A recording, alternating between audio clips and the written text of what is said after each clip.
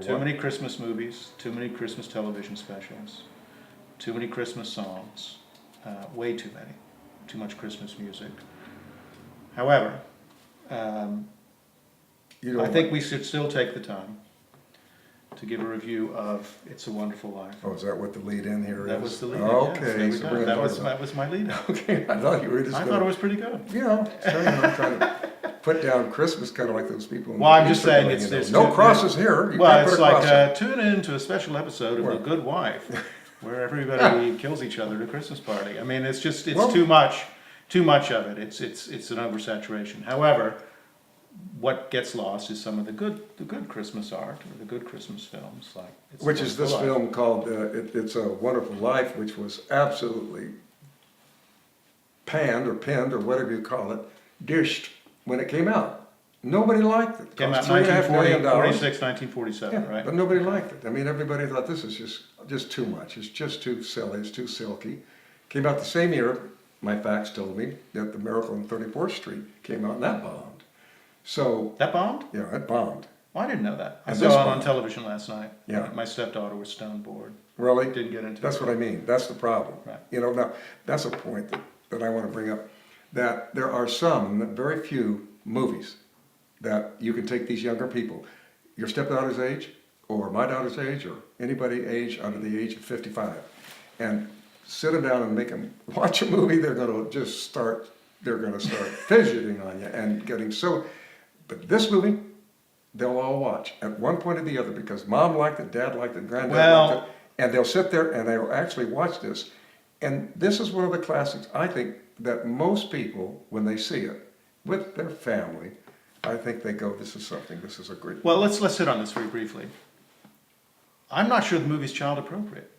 Oh God, oh my Lord. Well, how old do you think a child should? Okay, listen. Look, and you and I have talked about this before. The film is happy at the end, but it's filled with a lot of dark moments. Just a man that's going through some troubles and problems, and in this day, all parents do that. Well, remember the scene. There's just to name one scene when they're showing George Bailey growing up, and Mr. Gower, he's working for Mr. Gower at the drugstore. Right. Mr. Gower puts too much potassium or something. He's going to poison. He's going to poison someone. Yeah. Well, he smacks the daylights out of young George Bailey, and you can see blood coming out of his ear. I mean, that's pretty intense. Well, I mean, I don't know. It's just the kind of thing you couldn't put that on screen today. I see say, people. Watch it with your children. And I see people in X-Men. I see mostly people with their babies and they're sleeping or crying, or screaming or yelling at all these movies. And I mean, I understand what you're saying, but I think if you work your way through it and you see what's going on. Now, not a 4-year-old or a 5-year-old, even maybe a 6 or 7-year-old, maybe a little young, but 9, 10, 11 on. They can see this is about, Christmas. This is about the spirit of things and the good of things. And I think when this movie begins to end, there's so much warmth and love. Right. I think that overcomes. It's still to this, and I've seen it so many times growing up. It was, for those who don't know, it was a failure upon its release. During the 1970s, cable television would run it, like just every year around Christmas, Christmas Eve. Yeah. And that's when it became big, in the 1970s and 1980s. And that's when it became this this part of American culture and an institution unto itself. Okay. But what strikes me is there's some schmaltz in it, but there's a lot of darkness for a Frank Capra film and for a Jimmy Stewart film. Well, there's a lot of darkness in Mr. Smith Goes to Washington, which is one of my loves, which you hate. I can't stand Mr. Smith Goes to Washington. So, and if you see the difference between James Stewart's career before the war, and Jimmy Stewart's career after the war, he did some dark films. True. And I think the first one was It's a Wonderful Life. It was very, very, very tough for him to do. But and by the way, did you know that Cary Grant was his job, was his role? Oh, I read that somewhere. It was his role. And I love Cary Grant. I don't think he would have pulled it off like Jimmy Stewart did. Not at all. Couldn't have. I mean, like this, he smacks his Uncle Billy, and he smacks him. I'm not going to jail for you, old man. Cary did not have that anger, and Jimmy Stewart had the anger that nobody recognized. Nobody knew he had that anger, that level of anger.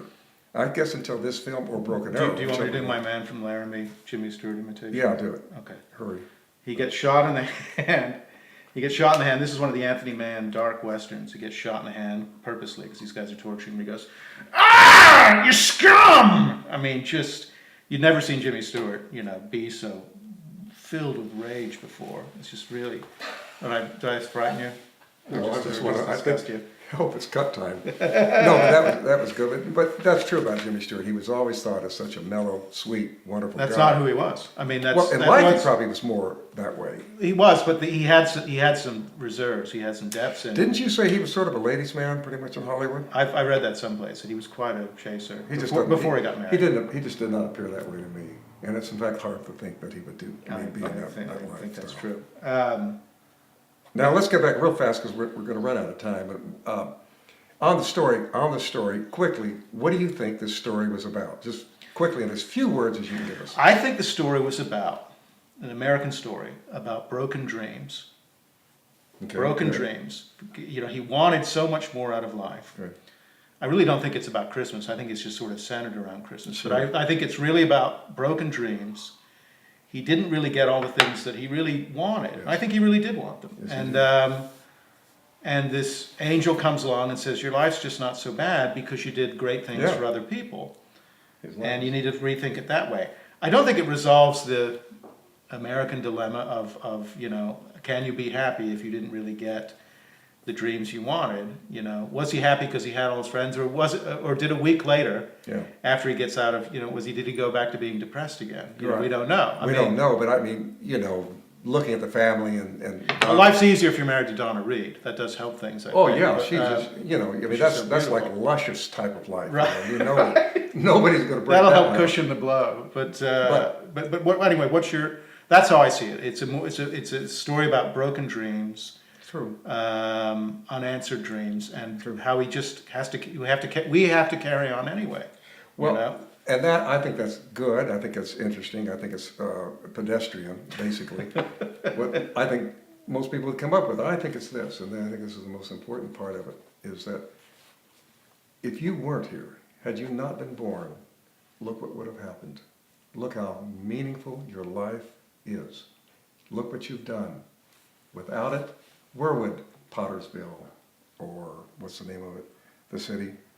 It's Bedford Falls. It becomes Bedford Falls. Pottersville. Where would it be?